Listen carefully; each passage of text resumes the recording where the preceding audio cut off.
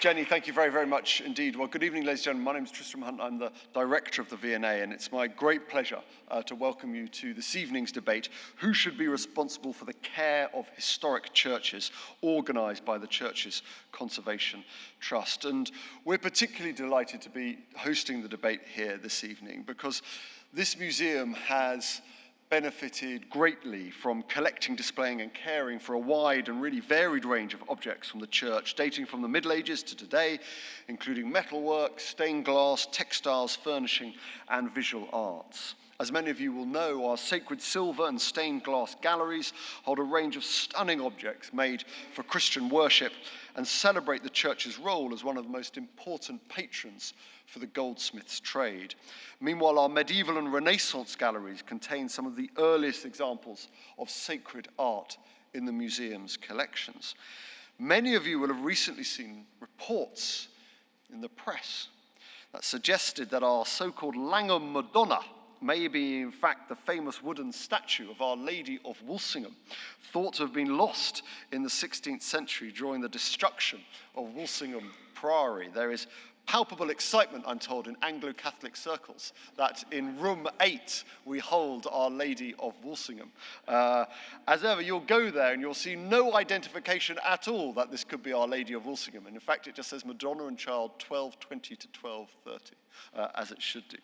Perhaps the most famous example of church architecture in the V&A is, of course, seen as you enter from Cromwell Road, which is our Hereford screen. The great choir screen was designed for Hereford Cathedral in 1862 by Sir George Gilbert Scott and made by Francis Skidmore. It's one of the great monuments of high Victorian art and a masterpiece in the Gothic Revival style. After being removed from the cathedral in 1967. The screen was eventually acquired by the V&A in 1983, and I understand there is some remorse in Hereford about that removal in 1967. After extensive fundraising and incredibly complex restoration project, the museum was proud to unveil the screen on permanent display in its armwork galleries in 2001. Finally, we also have, in our recently restored cast courts, a plaster copy of a tympanum from Shobden Parish Church depicting Christ surrounded by 4 angels. The cast was made in the mid-19th century, by which point the church had been demolished, and the original, made as long ago as 1140, had been erected outdoors in Shobden Park. And it is absolutely remarkable seeing the difference in quality of the plaster cast copy and the state of the original today. In fact, inevitably, the difference is so great, we think that the artisan behind the plaster cast copy sort of improved some of it during the reproduction of it. Located as we are between Brompton Oratory, Holy Trinity Brompton, and the Church of Latter-day Saints, the history and future of Britain's churches has long been a cause of interest and concern at the V&A. My brilliant predecessor, Roy Strong in particular, has been especially passionate about this subject. And in 1977, he oversaw the V&A exhibition Change and Decay, the Future of Our Churches. This exhibition, following on from his work on the history of stately homes, was a pioneering effort to draw attention to the potential threats to Britain's parish churches and to highlight the importance of caring for and preserving this vital part of our country's heritage. So we are really delighted to host you here this evening, to play our part in celebrating and preserving the many wonderful works of art that come from Britain's churches, and to support the important work of the Churches Conservation Trust. I hope this evening that you have a really fruitful, interesting and provocative debate, and thank you very much for hosting it here at the V&A. Thank you.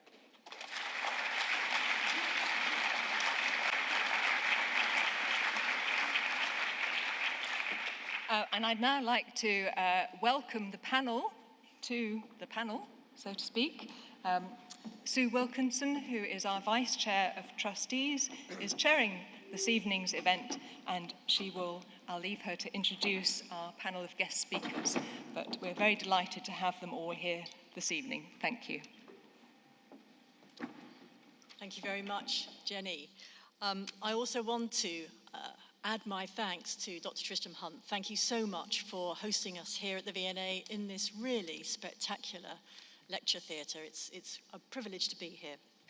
I also want to thank Ecclesiastical Insurance because they have generously sponsored this evening and they are really very good friends of the Church's Conservation Trust. I also, of course, want to welcome our 4 panelists and you, our audience. Now, you know that the exam question for the evening is who should be responsible for the care of historic churches? Now, the Church's Conservation Trust has worked for the last 50 years with many organisations and volunteers to look after our historic churches. But we certainly don't have all the solutions. So perhaps, with the help of our panellists and you, our audience, we can find our way towards some possible answers. Now, the format for the evening is going to be that we're going to invite each of our panellists to speak in turn for about 5 minutes, and then we'll have some questions and comments from the floor and a panel discussion. I'll then give each panellist a chance to make some concluding remarks at the end. Then we're going to hear from Peter Ayres, our Chief Executive of the Church's Conservation Trust, before we adjourn to the Silver Galleries for a drink, and I promise you that will be no later than 8:30. So, let me introduce our panel. Immediately on my left is Nick Berry. He is a founding director of OMI Architects. OMI are based in the Grade 2 former Manchester baths, which were derelict, and their conversion of this Victorian swimming pool into studios and offices won them a Reba Award, and things have gone swimmingly at OMI ever since. The range of work that OMI do is absolutely extraordinary, whether it's residential, schools, charity HQs, museums, complex heritage projects, you name it, and Nick and the team have done it. Working with the Church's Conservation Trust, OMI helped to transform Old Souls Church in Bolton into a wonderful, vibrant community hub, winning a host of awards, including the RICS Northwest Building of the Year. Nick says, we want our buildings to improve their community in whatever way they can. Well, with over 40 awards so far, judging panels obviously believe they practice what they preach. And I assume that Nick has his acceptance speech writing skills down to a fine art. Welcome, Nick. Thank you. On my far left, the Reverend Sally Hitchiner is a member of the General Synod, and her day job is as Associate Vicar for Ministry at St.Martin-in-the-Fields. Sally also speaks regularly on television and radio on issues of faith and ethics. Now, when Sally was a curate at St. John's Ealing, she led the Sunday evening services at a cafe church for those not drawn to worship in traditional church surroundings. Several years ago, she sat alongside Richard Dawkins when they were both painted for Sky TV's Portrait Artist of the Year programme, a pairing for which the expression chalk and cheese could surely have been written. Sally is also the founder of Diverse Church that supports over 1,000 young LGBTQ Christians across the country. And at this year's London Pride, she could be found offering rainbow blessings to go. Simon Jenkins, on my far right, is an accomplished broadcaster and journalist. He is a previous editor of The Times and now writes for The Guardian and Evening Standard. His heritage resume includes being chair of the National Trust, deputy chair of English Heritage, and he's currently one of our very own trustees at the Church's Conservation Trust. Simon has written a number of books, including England's Cathedrals, Britain's 100 Best Railway Stations, England's 1,000 Best Houses, and England's 1,000 Best Churches. He's won praise and gratitude from all those he included in these books, and lifelong enmity from those he dared to exclude. Simon practices what he preaches. He once said, "The job of the media is not to protect the powerful from embarrassment." I'm not too sure the rest of us are safe either. Peter Stanford, on my immediate right, is an award-winning writer and broadcaster with a lifelong interest in religion, history, and culture, and he enjoys exploring medieval churches near his home in Norfolk. Peter is a former editor of the Catholic Herald, a contributing writer at the Telegraph, has presented various TV and radio programmes, and is an author of a number of books. Peter's biography about Lord Longford became the basis of an award-winning film starring Jim Broadbent. Peter has also written an unauthorized biography of the devil, and most recently, a book about angels, so we can't accuse him of being partisan. Peter says that belief in God is waning, but belief in angels is flying high.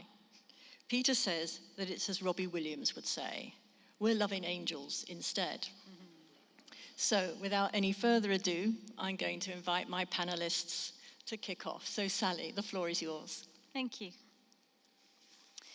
We hear of churches with toddler jungle gyms and cathedrals that have acquired helter-skelters, and I hasten to add that St.Martin-in-the-Fields was the outside church for Gentleman Jack, even though our reeling thing suggests that there was one inside as well. But it would be easy to form the view that these decisions were made in the words of the Church of England BCP marriage service, where they were taken in hand unadvisedly, lightly, or wantonly to satisfy men's carnal lusts and appetites, like brute beasts that have no understanding. You can tell what I've been spending my Saturdays doing. While no one here would argue, I think, that there have been some situations, particularly even in the Church of England, where permissions or faculties, as we call them, have been granted that we have come to later regret. It's hard to argue that this is for lack of process or consultation. Experts in architecture of historic buildings, lighting, bells, paintings, old fabrics, as well as senior representatives of the wider church, sit on these panels and consider each request for change and even for standard upkeep, if the materials in question are particularly frail or of historic import. My position in this discussion isn't to suggest that is not to suggest that congregations and communities of particular churches should have a free rein to decide how to use their church buildings, but that there needs to be, or in fact there should continue to be, a process which is rigorous, which has multiple different consultations, but that continues to hold the communities that are being served at the center of their concern. Even higher in their concern than preserving ancient buildings for future generations. My rationale for this falls into two camps. I suggest that we should adopt something similar to what the National Trust calls respecting the spirit of the place. The intention of those who commissioned, designed, and constructed these buildings was generally that they should be used for their communities to gather together to worship God as they understand it. They engage in support for the disabled. York Minster, for example, has got stone benches around its walls, as do many churches dating from back then. And the spirit of the place dictates that we should continue to be rooted in the local community, updating to respond to the needs of all in that community as we understand that now. And my second point, and this may be a more pertinent point, is pragmatism. Money.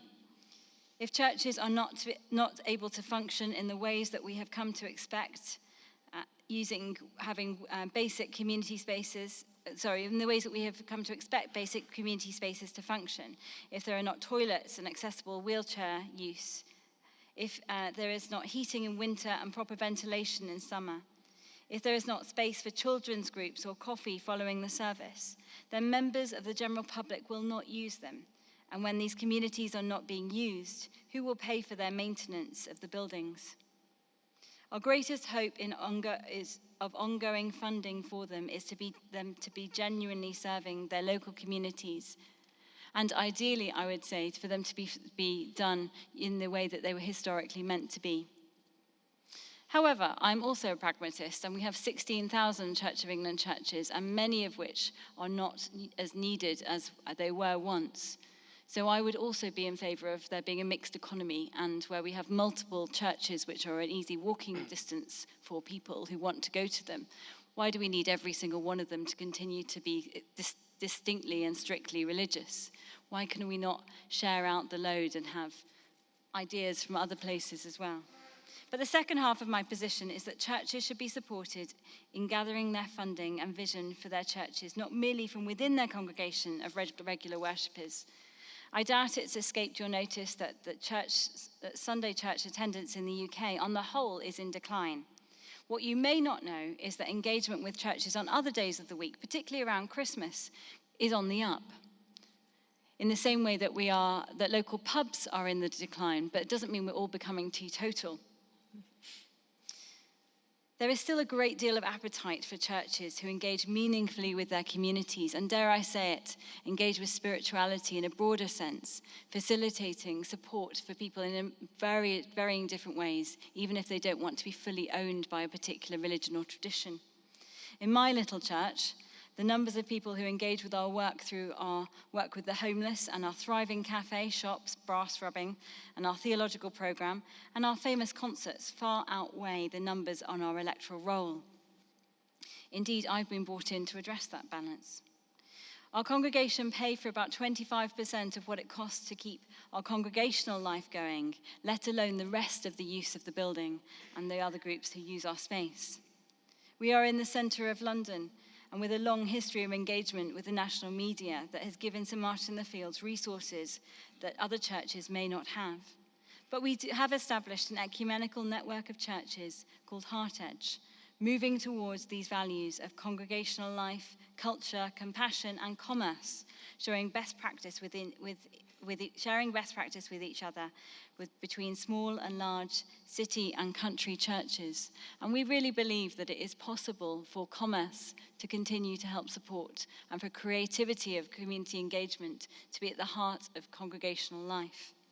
2,000 years ago, St. Paul built his ministry not just on teaching, but on tent making, literally making tents for his community in order to fund his work. Churches too can look for funding and vision from their wider community.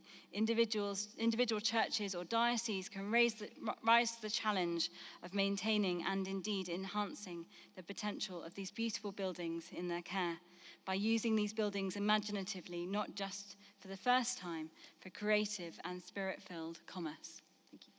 Thank you very much, Sally.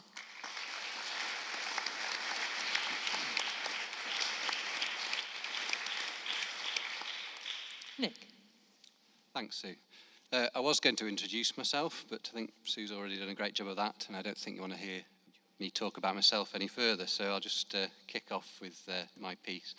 I will start off by way of a disclaimer to say that I'm not a conservation architect, controversial. And as a practice, we don't do any work as retained architects dealing with day-to-day historic repair issues. My own experience is flavoured by the church work that we do undertake, which is by and large in the fields of reuse and redevelopment. We have two main client groups which are quite contrasting. Firstly, we work for active churches who are generally looking to expand their activities to provide facilities for different church and community groups on a 7 days a week basis. These projects can range from simple reordering to create more flexible space within the church, to large-scale alterations and extensions to existing churches to provide different types of space for different user groups. In relation to the headline question, who should be responsible for the care of historic churches, it could be argued that for these active churches that we work for, it's not really a question. Many of these groups have large congregations of often committed young professionals who make regular and not insubstantial donations to the church coffers. The repair and upkeep costs are generally met through good stewardship, and in our experience, even the costs for undertaking significant projects can be substantially raised within the congregation. This is often through sacrificial giving, where they see the potential of the building to support the church's aims within the local community. Some might say this is not dissimilar to the way that churches were funded in the days when they were built, with taxation from the congregation, which in those days would have been more or less everyone, paying the bills. You might be tempted to think that this serves as a model for the problem of funding churches generally, but it must be remembered that this is a particular niche. And interesting as it is, it probably only accounts for a very small minority of the 16,000 or so churches across the country. By contrast, the other type of client is the owner or custodian of a redundant church looking at ways to bring it back into use and make it self-sustaining. Often after a long period of neglect that has resulted in a massive cost deficit in terms of repair bills. The CCT is one of these clients and deals with these issues every day. Some of you may be aware of the project that Sue alluded to at All Souls in Bolton. We worked with the Trust on that project. All Souls was a large, redundant parish church which had once served a community of mill workers in Bolton, and it was designed for a congregation of 800 people. After a long period of decline of both the industry and the congregation, it was eventually closed in 1986. After 25 years of essential only sticking plaster type maintenance and sustained attacks of vandalism and antisocial behaviour, a project was spearheaded by the local community group and supported by the CCT that would see All Souls brought back to use as a local community building. The project took 10 years to complete and the costs were huge. The repair bill alone was in excess of £1 million, and the conversion required to make the building sustainable for the range of uses that it now supports was more than double that. This level of expenditure could never have been met by the community at All Souls, and in its day-to-day operation, it still relies on constant micromanagement to ensure that it can remain self-sustaining. These type of projects are not easy, and if it was not for substantial grants provided by the National Lottery Heritage Fund, Historic England and others, which in the case of All Souls were more than £4.5 million, this project could not have happened.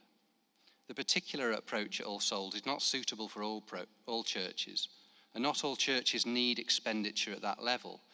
But the great success of All Souls is that it shows that there is a role for churches as a community building, perhaps returning them to their origins when churches would have been used for a whole range of functions outside of their primary purpose.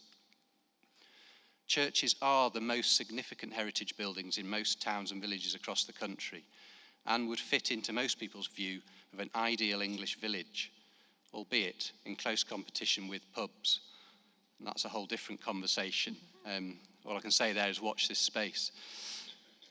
Churches are part of our collective cultural identity and no one wants to see them disappear. I recently accompanied Peter on a very small leg of his epic 50 Churches in 50 Hours event in July and was amazed at the number of people who were prepared to turn out in the middle of the night, in many cases by torchlight, as welcome party. People do care about their churches and want to see them survive. There's also a desperate need for community facilities in most areas, and repurposing churches would seem an ideal way of providing these facilities whilst bringing new life to these important heritage buildings. We as a profession have a sophisticated enough understanding of significance to be able to undertake quite radical conversions without destroying the defining attributes of an historic building. We have the skills, we have the need, and we have the community will. What's missing is the funding required.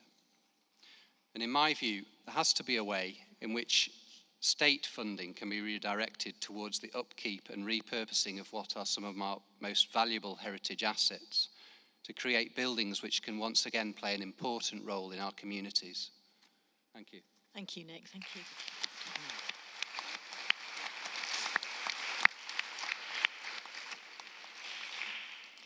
Peter. Yes.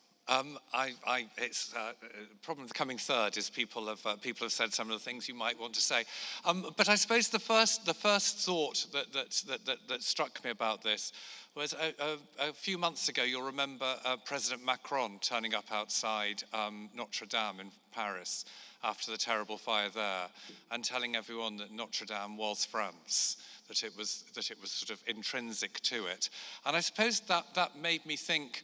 What would we say that about any church? Would we? I mean, obviously we have several cathedrals in London. Would we say it about St. Paul's? Would we say it about Westminster Abbey?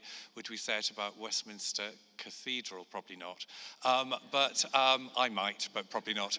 And then, you know, I grew up in Liverpool. Actually, we've got three Scousers here, which we know, do you have the enormous Anglican one there, the greatest, the latest one built, or do you have the Catholic one? These images. And I suppose I've just spent the summer up in Norfolk. We spent a lot of time up in North Norfolk, where we have many, many, many wonderful and beautiful churches. I live in a very small village with very few people, and the rector, the parish priest there, serves 4 different parishes. So he has 4 churches to look after.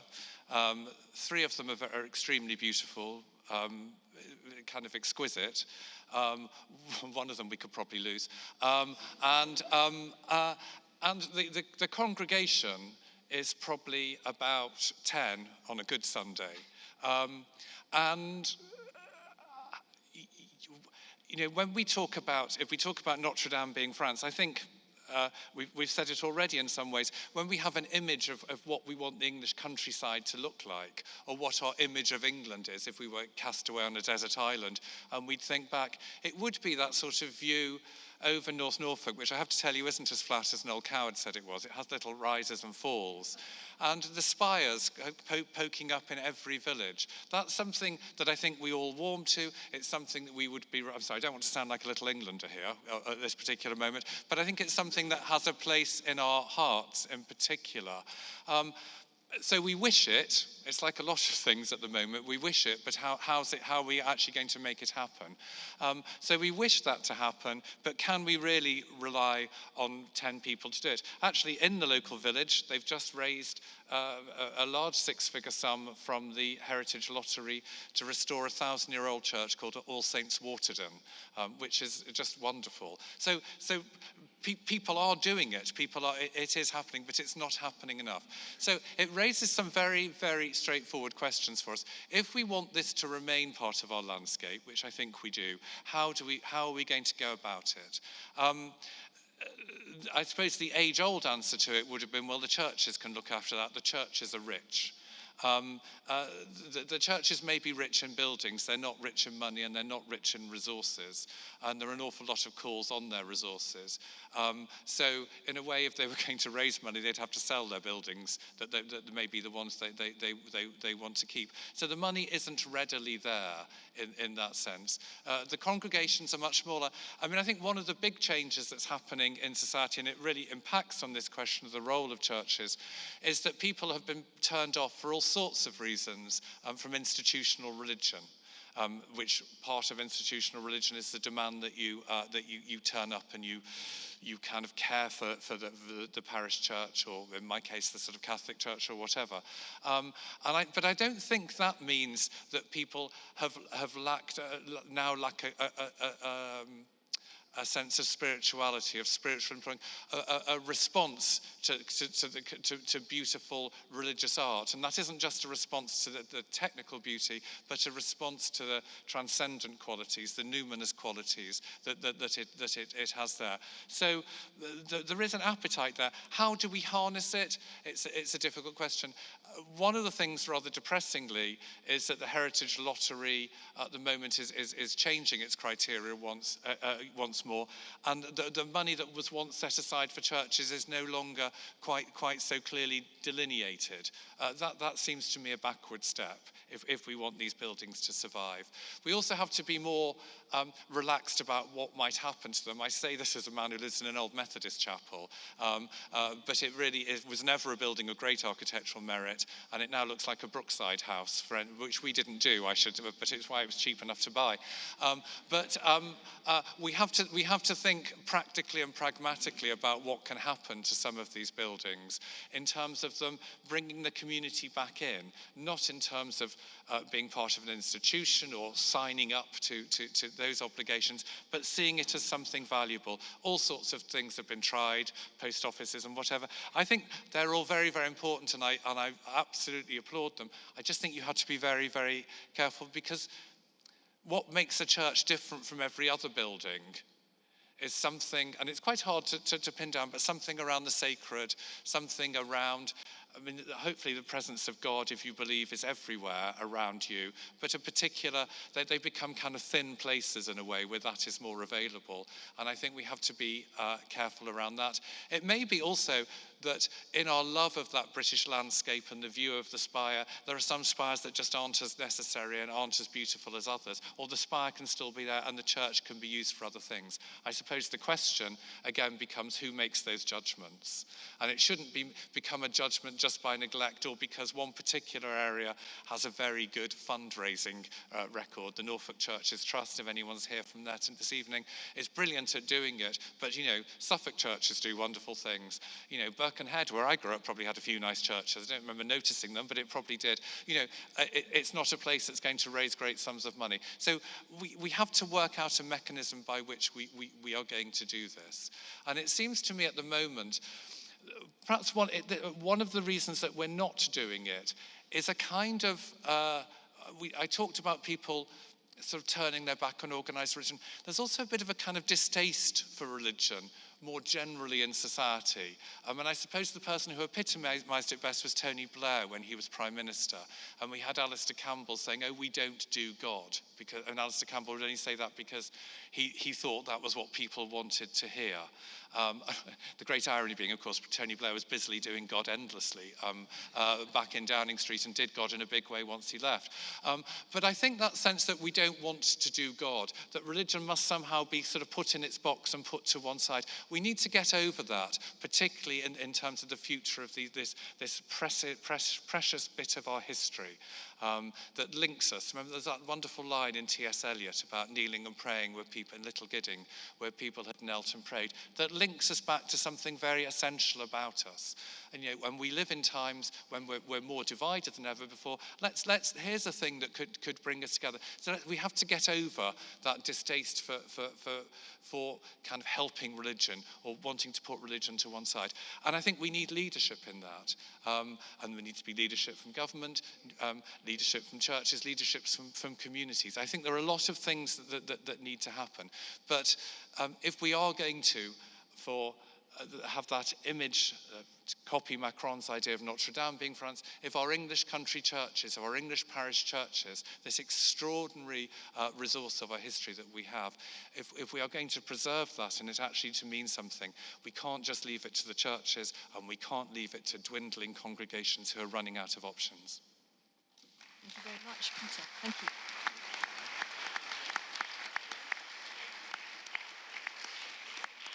Simon. So who do we leave it to? Yes, thank you. That's good. I've been asked to answer that question. It's very curious. Both Sally and Peter have spoken about the new spirituality. Whenever we address this question of how do we use churches, people come back to there's something out there that they ought to be doing which they're not doing, capturing that they're not capturing. We've just been in Santiago de Compostela, not because I'm a pilgrim, because I was just interested in churches. I'm fanatically interested in churches. The place was under siege. There was about 1,000 pilgrims in 2100 or 1980, 1990. There's 250,000 today. People are going on pilgrimage all over England, like in Chaucer's day. People are seeking some sort of spiritual experience. And the form you get when they ask, why are you on this pilgrimage, has this wonderful list of things. Religion, love, atonement, exercise, a challenge, a bet. People are going on pilgrimages because they're seeking experiences, and we don't know what the experiences are. And the church, in my experience, sees this happening. Cathedrals are very good at it. Cathedrals are booming at the moment.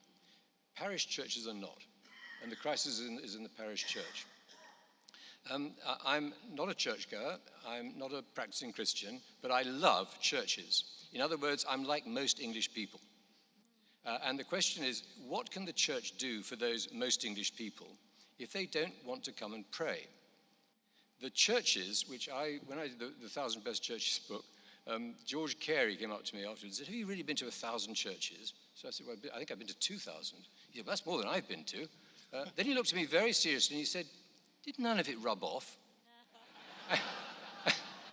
And I felt that was a sort of challenge. What did rub off? What rubbed off was what I came away from those churches with, which was a phenomenal sense of their importance. They were very beautiful. They're in the center of all our communities. Almost all our communities, villages, towns, cities, have churches in their very center. They are not just churches, they're the museum of the community, they're the history of the community, they're the place into which the community put its artistry, its craftsmanship, its history, its family history, its successes, its rituals, its ceremonies. Everything is in those churches and in their churchyards around them, equally important. And I came away from that thinking, these are very important buildings. But I'll never forget someone who I asked the way to the local church. And I went into a pub and I said, which is the way to St. Mary's Church? And he said to me, I think you'll find it at the end of the street, in the middle of the village. It's like a great black hole. And when I got there, it was just like a great, there's no other word for it. It was an empty, locked building in the middle of the village, a disused site. And the other characteristic of these churches, in addition to being very beautiful, is that most of them were deserted and empty. And that desertion and emptiness has become an obsession of mine, which is why I'm with the Churches Conservation Trust. We're all very familiar with the fact that new uses are always being looked for churches. Many of them, if not most, and particularly the ones in most distress, are in the middle of communities which have lost their pub, their shop, their police station, their surgery, their clinic, their school. They've lost almost all the institutions that bonded the community together. Those institutions needed no buildings. They cannot demolish the church. The church sits there waiting for someone to reuse it. What is the problem? And it's the problem that everyone's very easy at asking the question. It's the problem that we have not yet cracked and solved.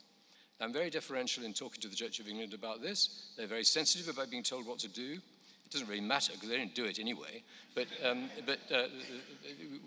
they think these churches belong to them. I would point out, I always do point out, these churches were built by us, not them. Medieval churches were built on the tithes and taxes of local people. They belong to local people. And my ambition is to get them back to local people. Not by simply saying, wouldn't it be nice if the community did more in the church? But what are you talking about? You're talking about who owns the building. You're talking about who is going to be responsible for the roof, for the walls, for the churchyard, for the contents of the church, and for the reuse of the church, which is the whole point of it being there. If you don't want the church to be there, pull down the walls and leave it as a ruin. Let it be like most English castles, nice ruins in gardens. That would be a pity, because there are uses for these churches, as I said. There are more and more uses with each passing year. I simply think that the only way of approaching this is not to say, oh, well, there's this wonderful church in Norfolk or in Leicester where they've got a post office, or they've got a walk-in centre for old people. That is a tiny minority of the churches. The vast majority now are sitting either empty or virtually empty. Probably half of them have less than 12 people worshipping on occasional Sunday. This is to me, it's outrageous. It's a misuse of historic building. Until we move the churches, I have to say this, out of the hands of the Church of England, into the hands of the local community, nothing is going to happen. You occasionally get what I call a dynamic vicar. Enterprising vicar syndrome, EVS, is the often given solution to the problem of the Church of England. I'm sure we've got one here. And there's no doubt that if you look at a church which is really doing things, it's got a restaurant, it's got a second-hand bookshop, it's got a post office, it's the result of an enterprising vicar. But EVS isn't going to solve the Church of England's problem. And I just simply think that the Church of England has got somehow to divest itself of the overwhelming majority of its buildings into the hands of a local trust, a local charity, or a local authority, or a parish council, something or other that can take it on, which localizes it and is responsible for reusing it. Not just the gracious recipient of the beneficence of the church, kindly to come and use it. It is actually in charge of reusing that church. It can still be a church, the chancell's still there are plenty of places you can use the church, but they have got to be removed from the Church of England and put in the hands of the local community. It is exactly like denationalizing the railways. Not a very good example, but anyway, the Church of England is effectively a nationalized industry of the parish church. Unless we denationalize it and relocalize it, I just don't think we're going to crack this problem. But the problem is really urgent. It's not a way of using an abstract noun to think of something which ought to be done by somebody I don't know who. It ought to be done by us. It ought to be done legally, statutorily. The Church of England should be divested of its churches. It should become the tenant of the churches, and the churches should be put back in the hands of the local community where they began.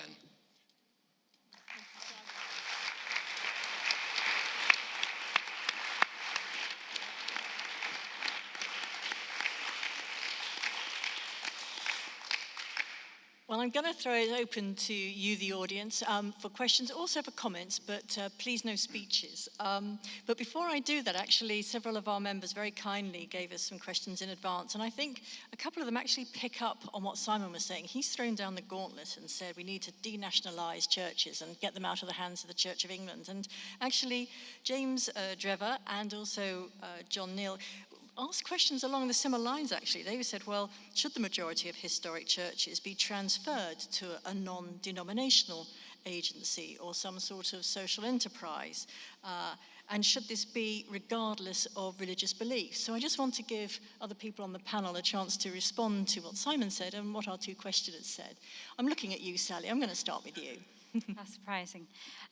Well, interestingly, so in definitely the Middle Ages, even in the 1700s when someone like St. Martin's was made, the majority of people who paid their taxes, who built the churches, went to church and believed in heaven and hell, and rightly or wrongly believed that going to church and paying their taxes would help them in the afterlife. So I don't think we can claim that the majority of people who built the churches were atheist or like you in that sense.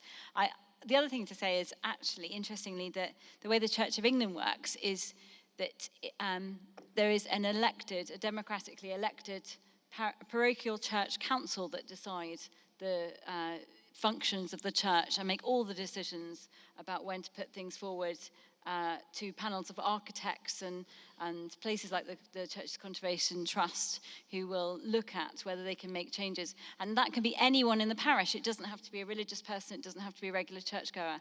So I think your dream is actually happening, sorry. But I get your point that particularly when these churches are the size of the Dibley congregation, those of whom are a fan, I do wonder whether we need to have, maybe we just need to give up the dream. I really like Peter's dream of rural England with a church on every corner, but we just can't sustain it. And I don't think if you can't find 20 people in a tiny village to sustain their local church who are religious, I don't think you'll find 20 people who would want to sustain it who are not religious either and who can raise the money in every village in the country. And so I think actually working with projects like Nick's seems like a very sensible one. Ideally, I'd like churches themselves to start thinking about community engagement and ration out their churches so that 1 in 3 are community focused rather than religious focused. But I think there is potential for communities themselves to own things, and I wouldn't be popular in General Synod for having that view, but it is my view. But I don't think, I'm also not convinced that national agencies would want 16,000 Anglican churches in various states of disrepair. The National Trust is quite picky, actually, in which wonderful houses they will take these days. They have to be of historic import, they have to be unusual, and they won't take just an old house. And I think probably what we'd end up with is the same idea that the majority of churches are just too samey for them to be worth sustaining unless they are given spiritual or community use directly that warrants that. Thank you. So, Peter, what do you feel? Well, I'm very interested by this idea of handing them back to the community. And the church I mentioned at the beginning, All Saints Waterden, there isn't a community. It sits in a green valley. There was a village there that disappeared in the 15th, 16th century. So there's nobody around. And I'm sort of looking at you all and wondering what's brought you here this evening. And I wonder if some of you are involved in communities and are trying to kind of to keep your church in good order and keep it running. And I wonder if you feel that the Church of England is the real obstacle to that, and if we move the Church of England, so I'm asking another question again, Simon, rather than giving an answer, but I think we can place too much emphasis on communities to do these things, and there just aren't people, particularly in rural areas, who are able to take up that strain. For instance, had we, with our great stately homes, had we said, well, let's not have the National Trust, let's ask local communities who value the big house at the end of the road to look after it. If we'd done that, I wonder whether we would have got the same response. I mean, yes, they're different, I can see in lots of ways, but is there not an argument, perhaps not for a kind of national church trust in the sense of taking on all these churches, but they could very easily get a copy of Simon's book, as I do, and choose all the ones with it's 5 stars, isn't it? The ones that are worth going to, and they could start with those ones. And actually, it solves the question of who. Worth going to. It's well, the ones most worth saving. It solves the question of who chooses, because Simon can choose for us. But bring together these great treasures, and in a sense, bring some sort of continuity around them, so people can know what to expect when they go there. With the 4 to 1 star ones, perhaps community could be engaged, or other things could happen. But I just think to put it all down onto communities, I think there needs to be, if as a nation, or if as a more than a set of individuals, we believe these churches to be part of something that we value, then that should be reflected at some sort of bigger level than simply the local community. And I kind of think you're being a bit unkind about the Church of England. I mean, I went to Norwich recently to look at, Norwich has more medieval churches than San Gimignano, and actually what they've done there is they use them incredibly well for a whole set of different, I wrote a piece about it, whole set of different projects. I think there are probably some very bad examples, and there are some very good examples, but to damn the whole institution seems a little unkind. What do you feel, Nick? You talked a bit about funding and the sorts of projects you're involved with. Would you dump the Church of England? Yeah, well, can you still hear me? Yeah, I think I probably agree with a lot of the points that are coming from over there just recently. The idea that that communities should be taking over a lot of these buildings, I would endorse. I think that's a great idea. I also think, I also agree with Peter on the idea that there is a sort of a general kind of spirituality that many people may not go to church, but if you ask them if they're religious, they might be a bit hesitant, and we start to ask that question of themselves, which probably means they are in some degree, and they have some kind of connection back to, whether it's their youth or whatever, that means that churches have got a special place in their hearts, really, behind the scenes, so to speak. I do think that there needs to be it's the financing of these buildings which is the important thing. I think the communities would be able to take them on, but it's the funding side of thing which is the big problem. These buildings are far more expensive than anything else to look after.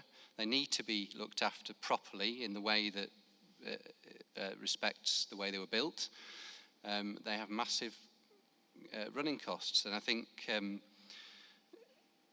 there needs to be an acceptance that they don't wash their face. There needs to be money given to these buildings that helps them operate, and it's basically a national responsibility for that to happen.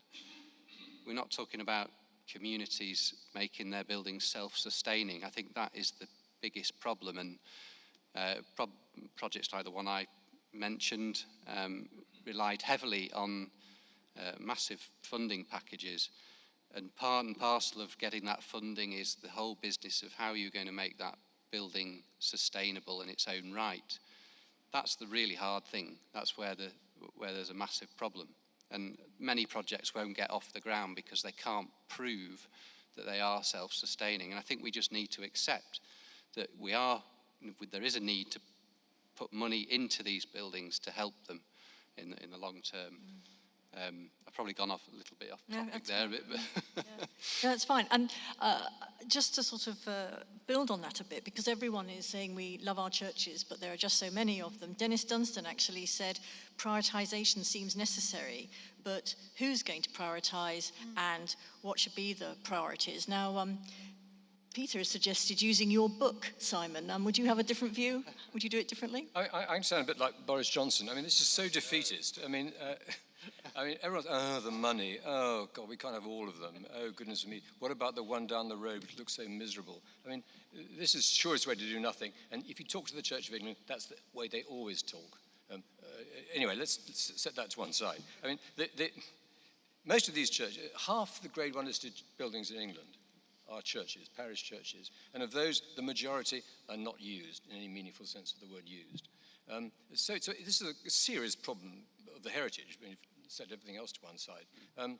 I think that every single one of these churches merits conservation. It merits constructive reuse in some way, and that reuse is not going to come from someone who's been used to using it for worship, doesn't like to see it, or regards it as a defeat if it's not being used for worship. That's one of the problems with the Church of England. There's a lot of phrases like community engagement, which all the churches are bidden to do, which is a rather sort of patronizing way of bestowing on the local community our facilities if they'd like to use them for an appropriate purpose, sort of thing, the phrase that gets used all the time. Come on now, Germany does it my way. Scandinavia does it my way. Other countries do it my way. We're not preaching something which is radical or dramatic. It's just that we haven't got round to it yet. And we haven't got round to it, I believe, because we're so fused with this nationalization principle. I mean, everyone talks about national agency for churches. These are churches, for goodness sake. You don't have a national agency for corner village shops. We've got to snap out of the nationalization mode of thought. And I'm absolutely convinced that if you can stop seeing these places as a menace, a nuisance, a drag, a way of absorbing money, I formulated the thesis that within 2 miles of every single English parish church in trouble, there's probably a millionaire. Now, the question is, how do you get the millionaire? And I did it once. I mean, there was a local church in a village I was cottage in once, and the lord of the manor, it so happened he was, in a lovely house, had a church on the border of his land, and he was the rector of it, though he didn't know it. And 2 or 3 of us went to him and said, this church is falling down. It's your church. You're the rector. It's reflecting badly on you. We're all talking evil of you because you haven't restored your church. Get on with it. He simply went and did it. Now, I'm using that as an example. If you're more positive about it, you can actually crack this one, but you'll never crack it if you keep on saying, oh, there's this terrible problem. But hold on. I mean, I work for a small charity. Everybody is chasing every millionaire around the country, asking them to fund everything. So, I mean, I think that's, I mean, but tell me what they're doing in Germany. Win the race. Win the race. It's a hard one with the attitudes towards churches and religions in this country. But what do they do in Germany I mean, they have church taxes, don't they?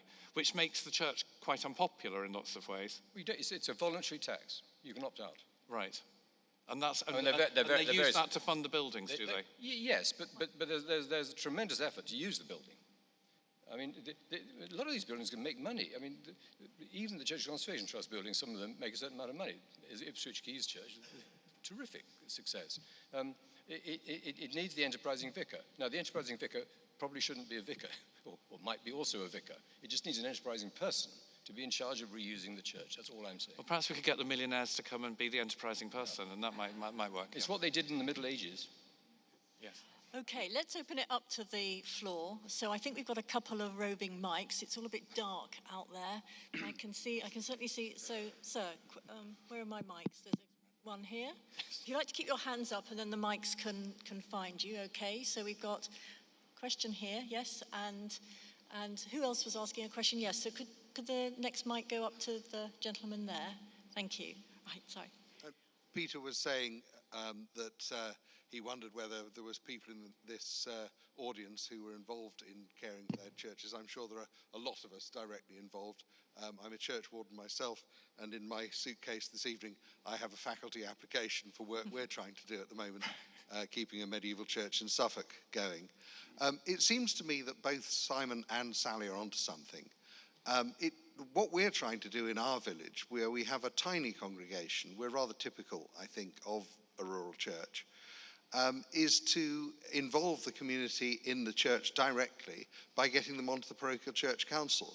So when I first arrived in the village, all the PCC members were regular members of the congregation. Now we've got the head of the heritage group, we've got the governor of the primary school, we've got people who are involved in the community in other ways, and we're actually widening the church access to those who are not regular churchgoers. And it does seem to me, I don't know what the panel think, that actually widening the PCCs is as important as who owns the churches. It's trying to make sure we're not a closed community and that we are open to everyone, because what I find is that people are passionate about their church. Even if they adopt the Churchill flying buttress model of supporting the church but only from the outside, they do care about it and they still want it there for getting married, for getting buried. They're very passionate about that. And if you can sort of switch into that, you have a model for sustaining these churches. Thank you, thank you. Gentleman there. Is that working? Yeah. I hate to take exception with you, Simon. We have your book in our downstairs loo, which has the unfortunate consequence of guests staying in there quite a long time, so that's a compliment for you. But I do find the example of the railways an unfortunate one, because our experience of the denationalisation of the railways is that they're not run for our benefit. They're run for the pockets of the investors. And if we take away that overarching responsibility from the Church of England, I think we're running into, we could well be running into very deep water. It just so happens Christianity is unfashionable at the moment, but it might come back. Okay, thank you. So any other people wanting to comment? Oh, there's a lady, if you don't mind, running up the stairs up there. And I'm sorry, I'll come back to you in a second too. Yes. Hi, a lot of you have spoken about the challenges of conserving historic churches. I wondered as well if you could comment, obviously these are not empty buildings, they're filled with very important funerary monuments, stained glass, screens, other fittings, which are incredibly important from a historical perspective and in terms of, represent one of the nation's great collections of art. And I wondered if you could talk about the challenges in conserving those with, either if you're converting the building for another use or even for accommodating things like coffee areas and toddler playgroups. Sally, do you want to comment? So that sort of tension between using churches in different ways, but also respecting the architecture and the art. So the major problem that is not really, not as much of a problem in my particular church is that every church is supposed to have its own architect. So someone from the local community who may or may not be religious, may or may not be a churchgoer, but is willing to donate their time to help navigate these things. That rarely happens, either in rural churches or in rough inner city churches like in inner city Liverpool.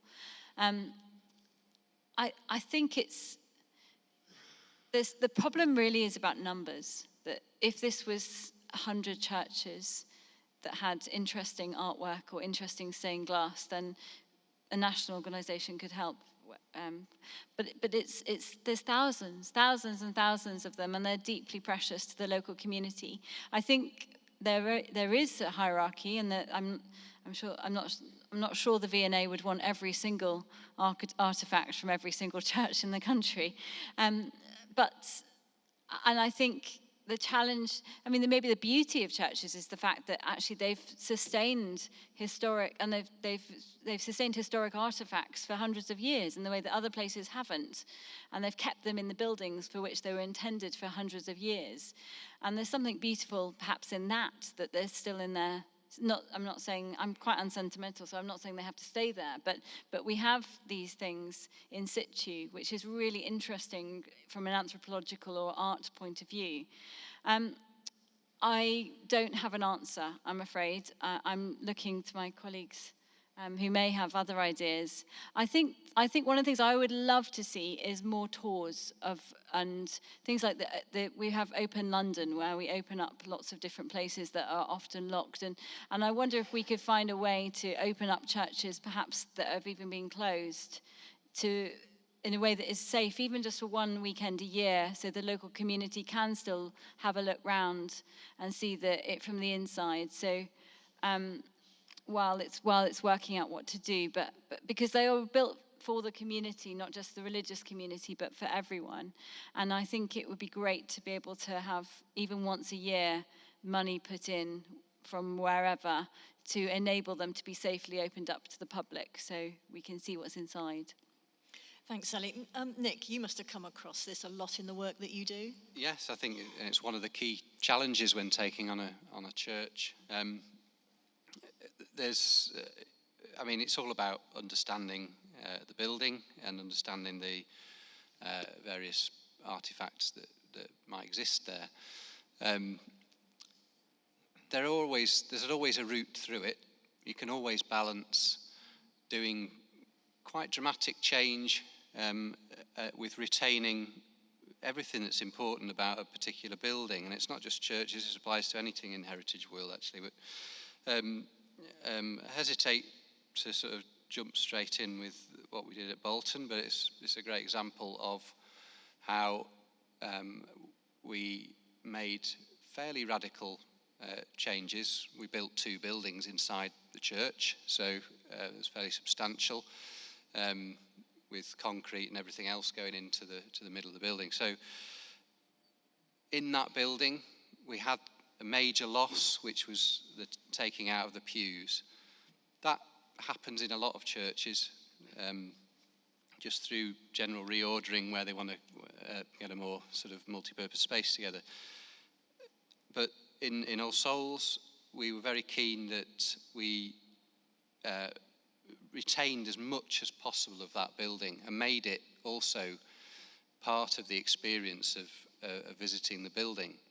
So although there are 2 buildings in the middle of the church and the pews were lost as part of the construction works, pretty much everything else that existed in that church is still there.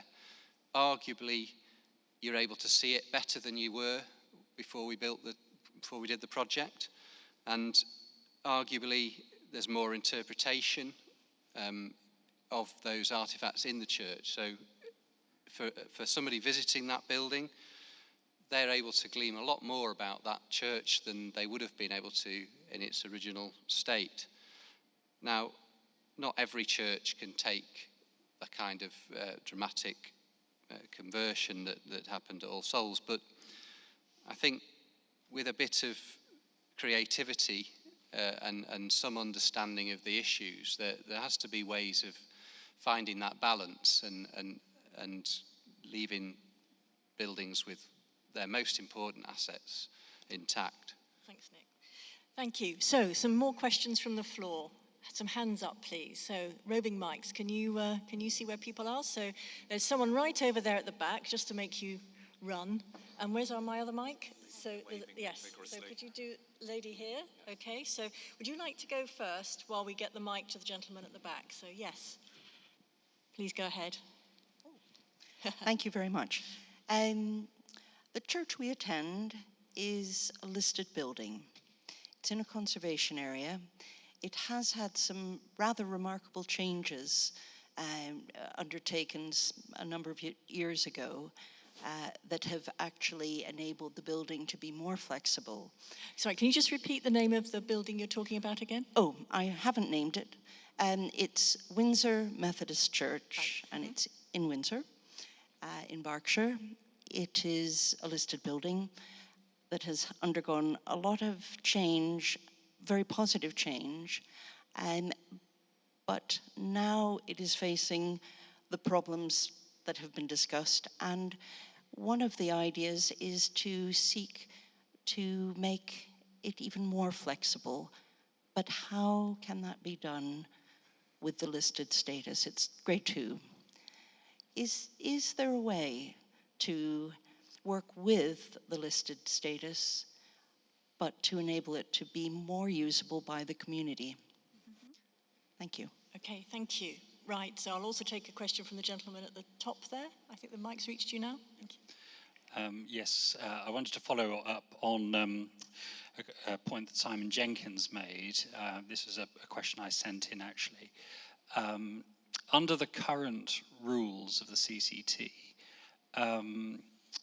if another denomination wants to use a CCT church, then the permission of the C of E incumbent has to be given.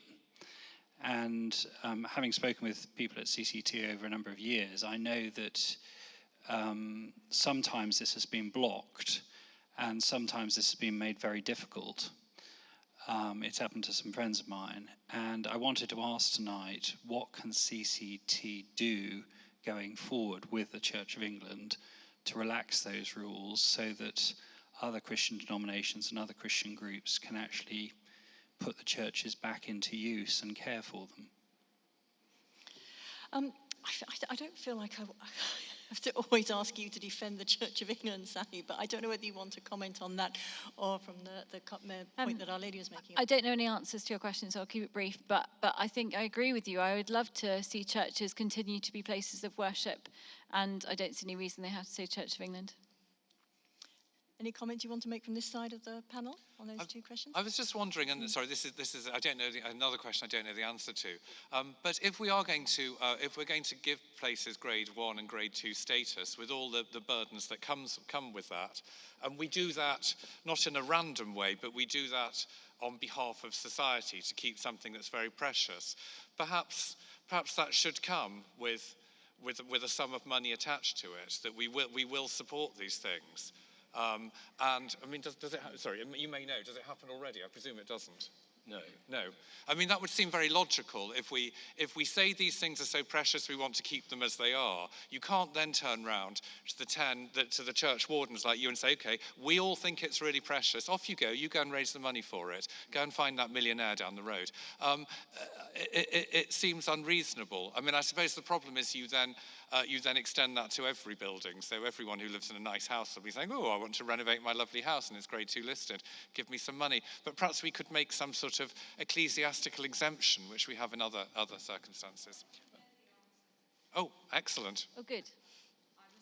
Hold on, wait a minute. The mic's just coming to you. Thank you. Until last Christmas, I had been a church commissioner for 10 years, and I've been on the Used Buildings Committee for 10 years. When a church is facing disuse, and the church commissioners have to consider what to do with it, there is a list of priorities, and absolutely top of that list of priorities is whether another religious community is interested in using it. If I could make another comment, if I can come back to something that Simon said, I'm staggered by the attitude that you seem to have met from the Church of England.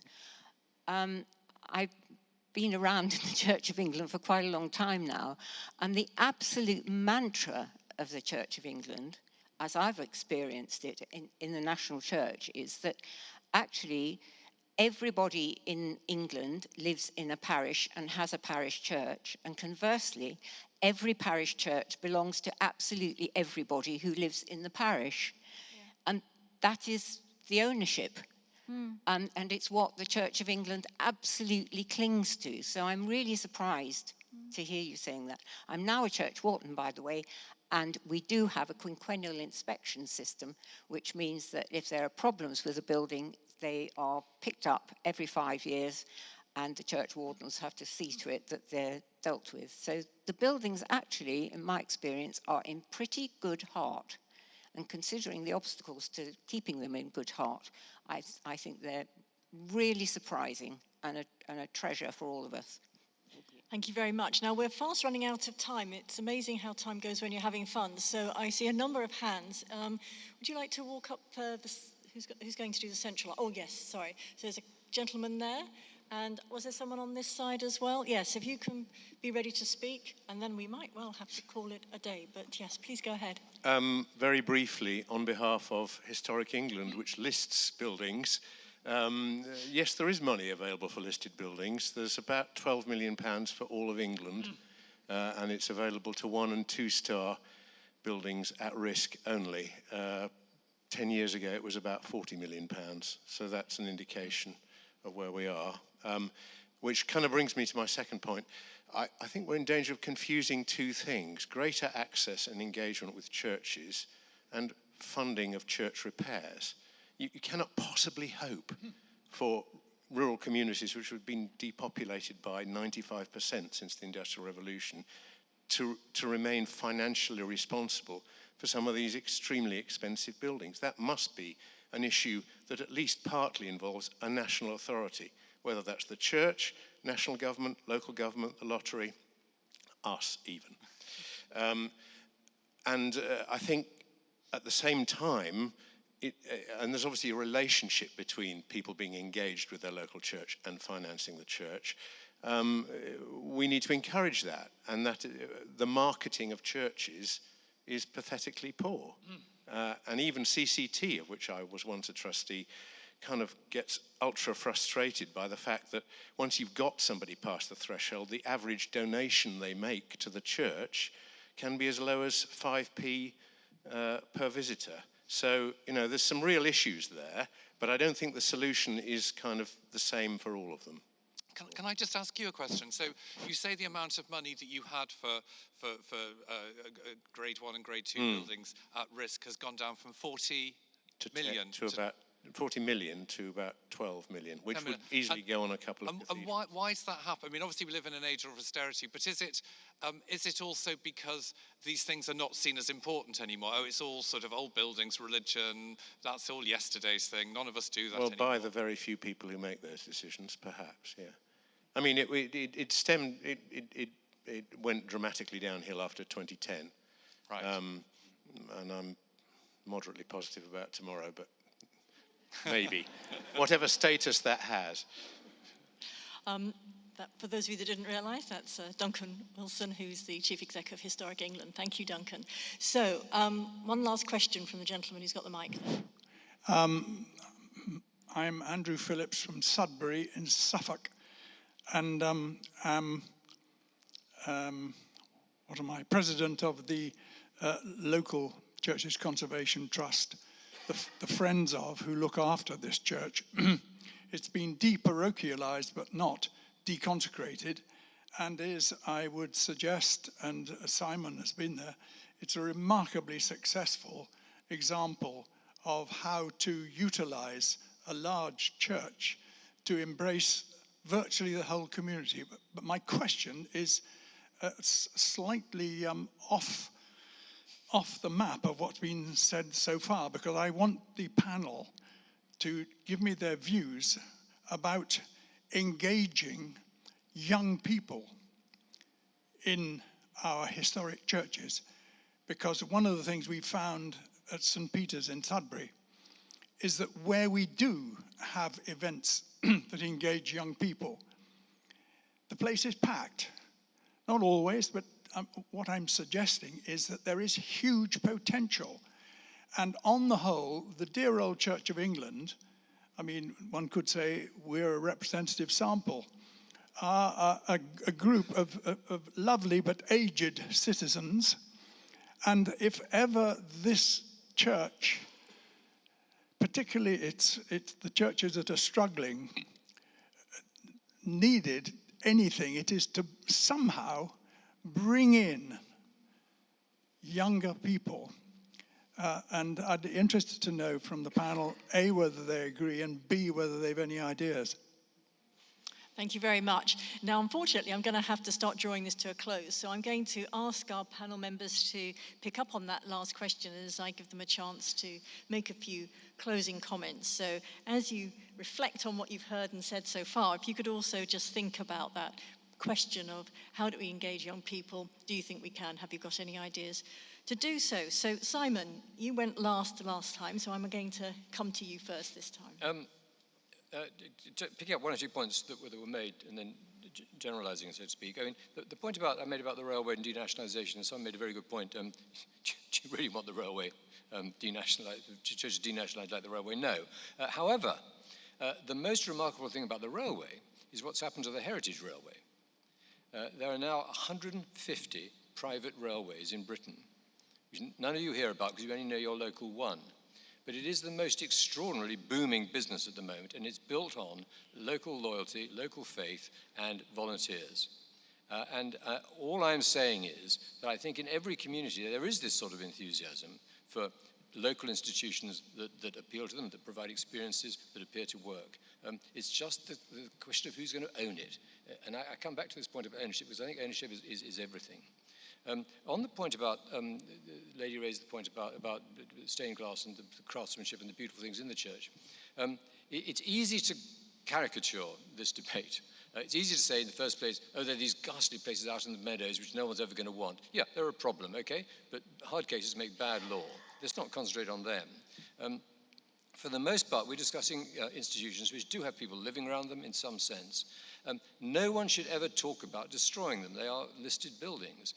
One of the things I think makes them appealing and attractive is that they are appealing and attractive. They are full of beautiful things that community should be valuing. Communities have been completely divorced from their community. The nearest you get to it now is the pictures on the walls of the pub. I mean, they're pictures on the walls of the church, for goodness sake. Can you not, in some sense, fuse these two, particularly as the pub's probably going to close?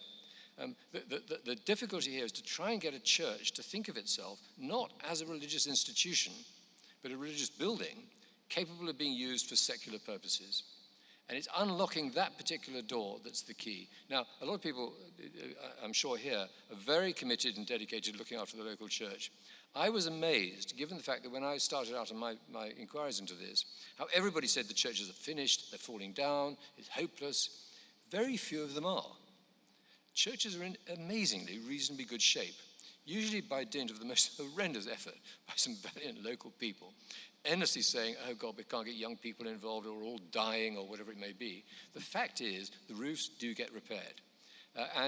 That suggests to me that there is in these communities a residuum of enthusiasm, which if somehow or other the constitution of the church can be altered, we ought to be able to capitalize on it. So I'm fairly optimistic about this.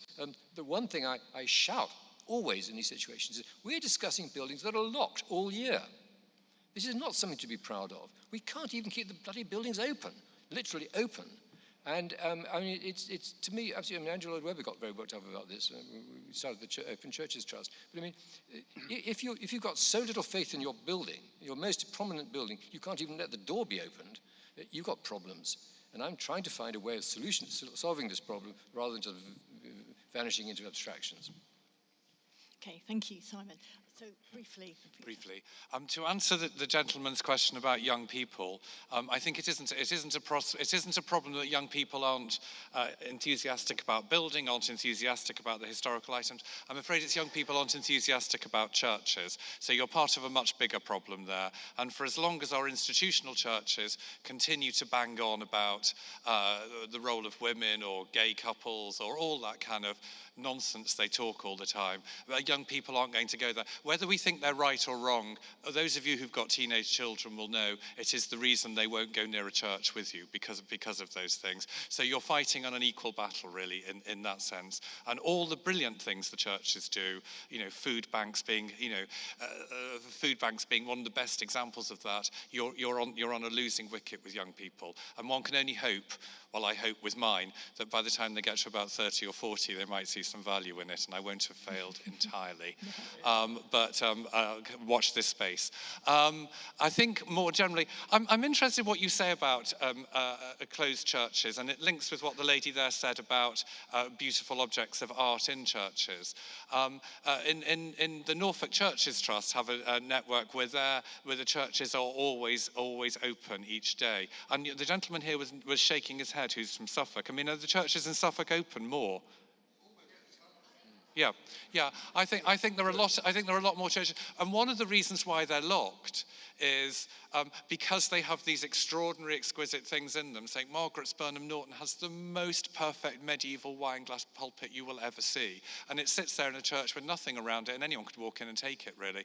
And I think there's a worry about that, and I'm sure dioceses are thinking about that and trying to do something about it. So there are reasons why they're closed, and it's not only kind of lack of willingness, I think. I'm afraid, I'm sounding a bit like Jeremy Corbyn, really, aren't I? I think what we need is we need something at a national level. We need Duncan, who's a very good man, to be given much more money to do these things. If we really care about these things, if we really care about our heritage, and frankly, we have a Prime Minister who talks a great deal about the kind of British spirit and rule Britannia and how we are a great nation and we're going to be great again and all that nonsense. He might talk about churches too, and he might see those bits of the heritage. I can't be very hopeful, but perhaps if we all press him, because he'll be wanting our votes very soon, we might get a bit more money put into these things. Thank you very much. Thank you, Peter. Briefly, Nick. Thank you. I just wanted to pick up on the point about young people. I've got a couple of teenagers myself, and I'm well aware of the fact that basically anything that I like is completely uncool, and they're like to have nothing to do with it. I think that there is a bit of a problem, and it may just be a generational thing, that the way things have changed with the use of churches and the decline of congregations and things, that young people do think that churches are the preserve of the older generation. And I think some of the things we've talked about today about churches being used in different ways, and if in secular ways and non-secular as well, if some of those things are starting to happen, if people are growing up seeing as a church as just a resource that they use for all sorts of different functions, perhaps that'll change. Perhaps young people will have a bit more of an interest. The other idea is that we just leave them alone and let the kids take over, but that might be a bit too radical. Thanks very much, Nick. Sally? Well, occasionally, maybe not so much now, I'm introduced as a young priest, which probably isn't saying much, but I'm significantly older than Jesus, and in a sort of last-minute miracle, I agree with Simon. I think survival's the wrong aim. I really think that's the wrong thing that the church should be aiming for. The church exists to try and follow Jesus, and the major way that I learned to do this is to be generous and to look at the resources we've got and think, how can we best serve our community? And sometimes that may be through including them in our religious practices, and sometimes that may be releasing whole buildings even to be able to serve the community in the way that seems best for them. If you're looking for religious justification for it, there were times where Jesus would heal people and they didn't even know his name. They didn't even know there was a religious connotation to what had happened to them. And I think in terms of encouraging those of us who do share some sort of devotion to Jesus, that actually there's a huge precedent to this idea of living generously beyond survival being our aspiration. There's been all sorts of reasons why churches have fallen out of use, the death of the high street, all sorts of other things, the church behaving badly or boringly and not engaging as it should do. And there's all sorts of things like that. But those of us who are left in the church, our aim should not be to sort of fight for our own significance. That I'm never quite sure which part of following a man who's killed at 33 makes you think you have to fight for your own survival. That actually we have a greater aim, and that is to live generously and in a way that gives life to those around us, young and old. I believe that the story of the church should be less about sort of everyone having to fix it, and more about the idea of us following this wonderful actor who's been on the stage and the audience being invited on to improvise in the spirit of the actor who's just been on, with the hope that the actor will come back on to close the stage. So the story of the church is that we shouldn't worry so much. Thank you very much, Sally. Big round of applause. Thank you for all our speakers. Thank you. Thank you so much.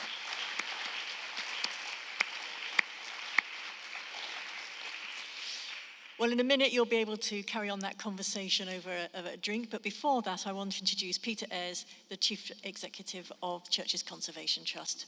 Peter.